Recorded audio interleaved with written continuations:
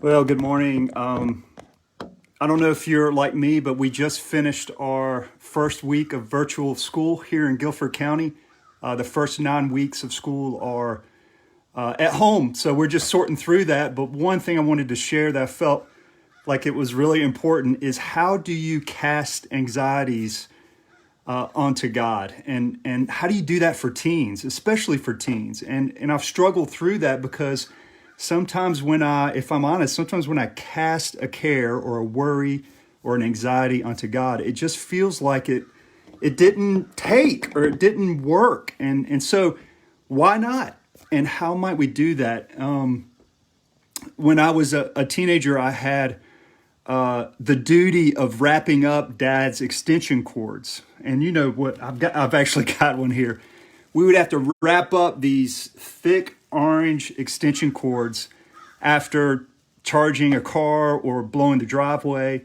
And my brother and I used to fling these cords to a wooden chest that held all the extension cords. For some reason, we had a ton of cords. And I just remember we could never throw them. We could never cast them well if they weren't bound up, if they weren't neatly tied up and plugged in. And so often we would try to throw them and it just wouldn't work because they were everywhere. And that same idea is true with like a piece of paper that you want to throw away. If you try to toss it into the trash can without balling it up, it just won't work. So there's this process of gathering that is really important. Even if I have a bunch of yarn that is spread out everywhere on the floor, if I'm to throw that away, I have to take time and gather it. And that image really, I think, rings true as I reread this passage in 1 Peter 5, which actually is to younger people. It's fascinating. So just briefly, Verse 5 says, likewise, you who are younger, be subject to the elders. I love that verse. Clothe yourselves, all of you, with humility toward one another, for God opposes the proud, but gives grace to the humble. And then here's our verse here. Listen, humble yourselves, therefore, under the mighty hand of God, so that at the proper time he may exalt you, casting all your anxieties on him, because he cares for you.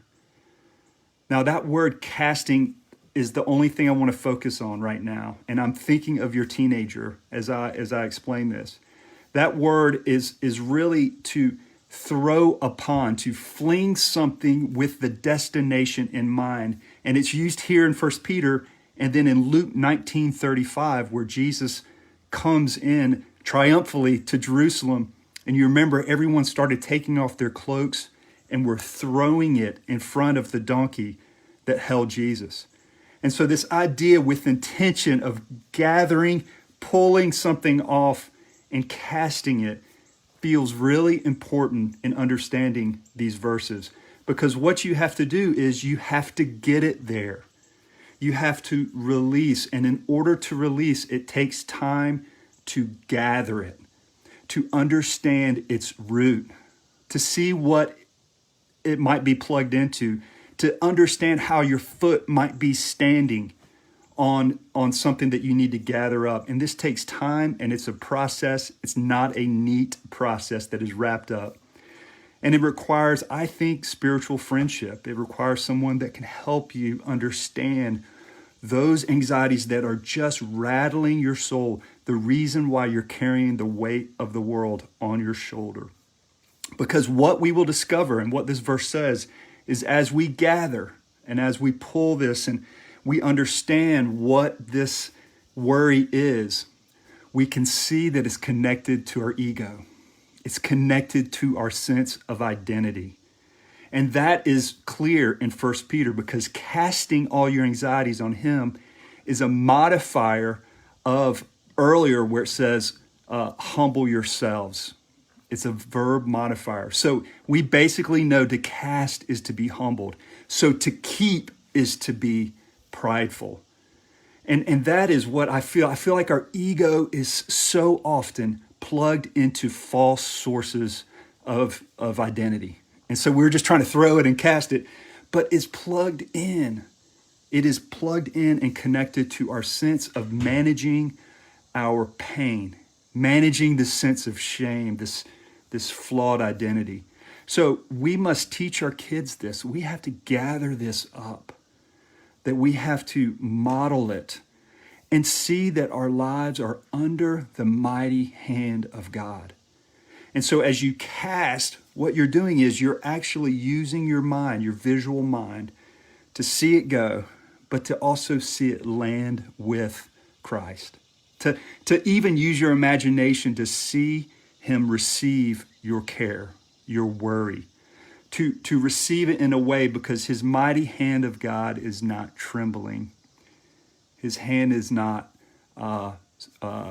wet or he doesn't have sweaty palms. His hand receives those things. And also, and I love this idea of we are under his hand, kind of like a rabbi touching a young man or a young woman and blessing their identity. And so we must use our everyday visual mind, our mind's eye, to focus on this releasing and then Jesus really receiving this. The first video I did was called Worry is a Distorted Imagination. So this is reusing your daily imagination to cast your anxieties onto God. And then finally, under the hand of God, that is something to really be heard by parents, that we need to exalt our kids as God exalts us at the right time. We need to surprise our teens with a sense of affirming their identity. Not in a trite Christianese kind of way, but in a way that is best received by them. Maybe not in the moment, not to try to talk down their anxiety, because sometimes if their anxiety is up here, guess what? The parents, sometimes we're up here and there's this sick, weird dance of anxiety that we need to resist. And so what we can do is we can understand that as we throw the weight of the world off of our shoulders, we actually join into God's identity, join into his movement, and receive him. If we can learn to do that in our mind, to take time to gather these things up and throw the weight of the world onto God, I just think that places us in a whole different arena in our mind, in our heart. So let's model this as parents. Let's continue to keep this before them and bless their identity in ways that they can receive it.